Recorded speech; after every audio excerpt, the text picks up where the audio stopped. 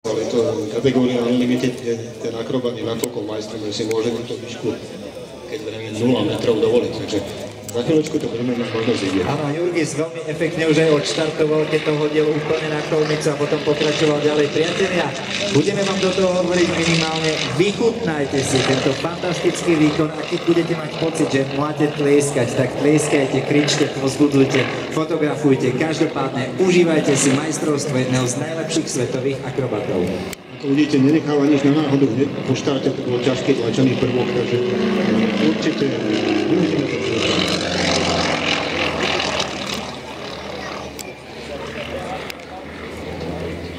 Možno jedna taká zaujímavosť, možno niekoho tu možno priam urazí, ale tento pilot má niečo vyše 60 rokov, čo je podľa mňa neuveriteľné, že chlap si ešte stále drží takú úroveň, také majstrovstvo v rukách a teda je schopný takéto niečo predviesť.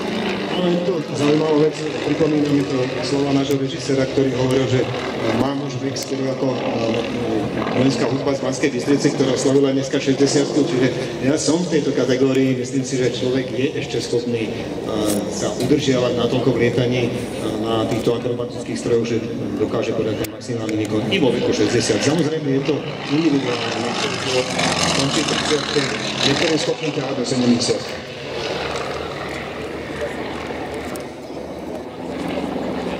Za svoju kariéru teda Jurgis Kairis predviedol už niekoľko krkolomných akrobatických kúskov. Ja sám som mal možnosť vidieť na videu, ale teda aj počuť od kolegu z Litvy o kúsku, kde Jurgis Kairis podletel most dole hlavou. Išlo ale samozrejme o maličký most niekde v Litve, ale teda dole hlavou. Popod malý most. Klobúk dole. Dúfam, že sa nebudeš snažiť ukázať to aj na smerčí. Našťastie tu v blízkosti, aký malý most nemáme, musel by trošičku pokračovať smerom na Zvolen. A to by už nám vypadlo teda. On by nám neprevatil cez komentátorské stanovište dole hlavou, lebo to by bolo potom možno zaujímavé. Keď je to tá fáza 0, tak kto vie, možno by to dal aj tadiaľto. Tam sú tie rýchlosti obrovské a aj tá schopnosť koncentrácie. Máte asi nevyvoteľnú prístorovo predstavil. Ja už tú predstavu z mám ako nižšiu, lebo už mám tam vek ako tá vojenská hudba. Určite musí tam byť priestorová orientácia, aby som pilot orientovať pri týchto rýchlosti. Myslí sa o niekoľko sekúnd dopredu, alebo sa koncentruje na ten daný moment? Že či to je taký zen buddhizmus letecký?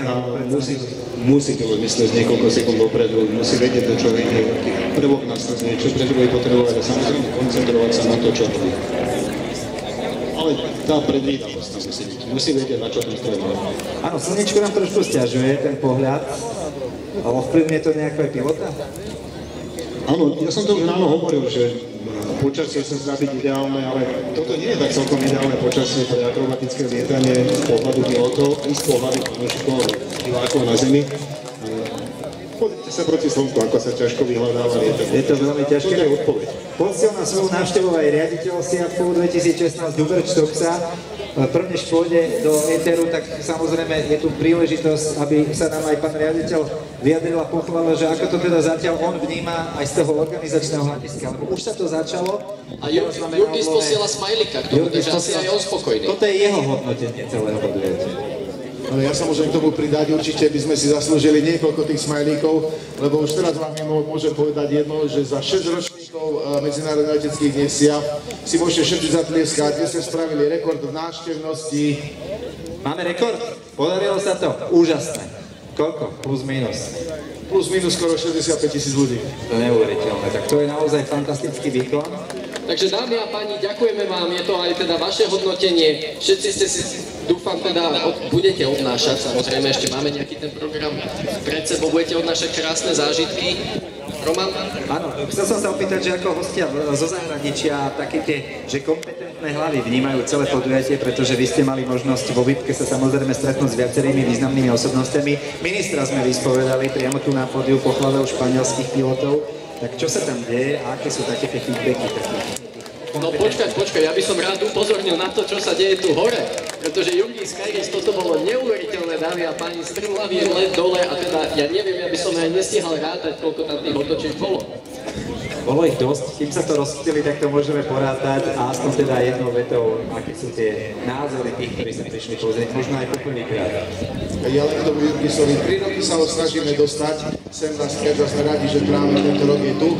Čo sa týka tých zahraničných návštevníkov, máme niekoľko dobrých správ pre budúci ročník. Podarilo sa nám už teraz uzavrieť zo pár návštev alebo účastníkov pre rok 2017 a musím povedať, že to bude veľmi, veľmi zaujímavé.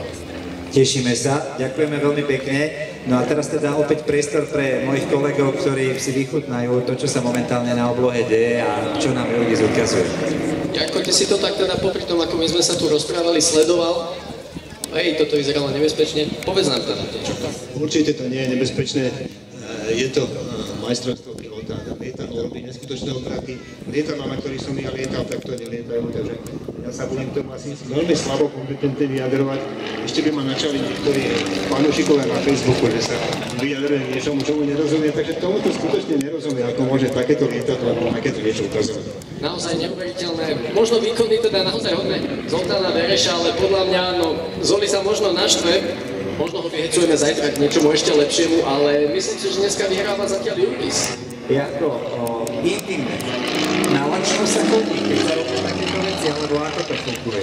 Ja neviem, piloti sa musia nájsť samozrejme pred vystúpením, ale určitú dobu, minimálne tak hodinku, dve sú lepšie ako jedna, sa do toho žalúdečku trošku usadí a určite je odporúčané nejaké jedlo alebo druh jedla, ktorý tak ľahko neodchádza.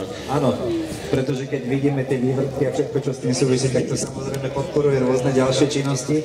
Môže človek na chvíľku nevedieť, kde sa nachádza sever, juh, západ, východ, alebo už ste tak natrénovaní, že to dáte za každej situácie? Áno, toto je veľmi nebezpečné, keď ten pilot stratí momentálne ako tú priestorovú orientáciu, potom je dobre trošičku sa postaviť. Keď som to už spomínal, zabudnú na to, že sú účastníci. Myslieť na tú bezpečnosť, zrovnať sa a pokračovať potom, pokiaľ na to má. Zjavne Jurgis na to má. Jurgis na to má, robí to maximálne s nadhľadom a prehľadom. Existuje nejaká taká zásada, že keď by náhodou k niečomu došlo, tak čo treba prvé spraviť? Nejaká taká vlastná vnútorná stopka alebo vec, ktorá môže človeku pomôcť v tej kritickej situácii? Áno, určite záleží to od kategórie veliteľa, od každého jednotlivého stroja a pilota, čo je treba spraviť v nebezpečnej situácii. Je treba sa zrovnať lietadlo, zistiť, kde som, či som dolu hlavou, hore hlavou, zrovnať si orientáciu a potom teda pokračovať. Pozerajú si piloti tie svoje jazdy aj dodatočne a nejak si hodnotia analýzu na základe nejakých videosekvencií alebo podobných typov? Áno, toto je úplná samozrejmosť dneska už, že nácviky sa natáčajú a potom si piloti prehrávajú, rozoberajú chyby, aby sa ich mohli do budúcna vystrihať. Je to samozrejme veľká pomôcka. Ešte taká vec, keď sú krasokorčuliari, tak majú svojich choreografov, ktorým tú zostavu nakreslia a potom sa to trénuje. Kto vytvára pre týchto frajerov to, čo nám ukazujú, lebo tam asi nejde o náhodnú improvizáciu na oblohu. Keď si zase zohriem polievočku, robil som interview s viacerými pilotmi Displetim v tej predchádzajúcej knihe a veľká väčšina, alebo takmer 100% z nich odpovedá, že choreografmi sú si oni sami. Oni najlepšie vedia, na čo majú, najlepšie vedia, na čo má to lietadlo a postupne si teda tú svoju zostavu dajú dohromady.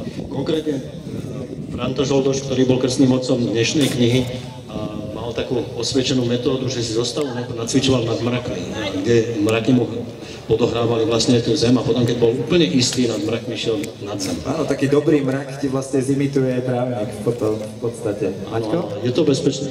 Dámy a páni, Jurgis Kairis nám pristáva, myslím si, že si zaslúži obrovitánsky potlesk a rovnako aj moje možnému zakývať, takže poprosím vás, nech si zo Slovenska odnáša iba tie najlepšie spomienky, ako už pán Štoksa povedal.